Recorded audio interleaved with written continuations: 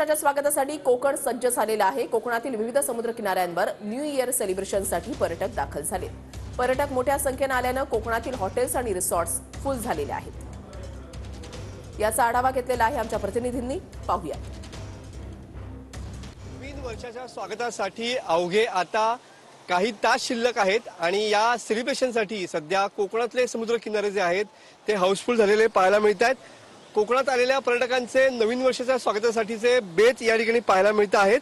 सध्या कोकणातले सर्वच किनारे जे आहेत ते पुन्हा एकदा पर्यटकांनी जे आहेत ते हाऊसफुल झालेले पाहायला मिळत आहेत। एमटीडीसी आणि खाजगी रिसॉर्ट्स जवळपास 6 जानेवारीपर्यंत या ठिकाणी हाऊसफुल झालेली पाहायला मिळत आहेत। दिल्ली, गुजरात, मध्य प्रदेश, मुंबई, पुणे आणि नाशिक अशा ठिकाणाहून नवीन वर्षासाठी जे पर्यटक आहेत ते आलेले पाहायला मिळत आहेत आणि या पर्यटकांची रेलचेल जवळपास 1 दिवस आधीपासूनच या ठिकाणी पाहायला मिळते आहे।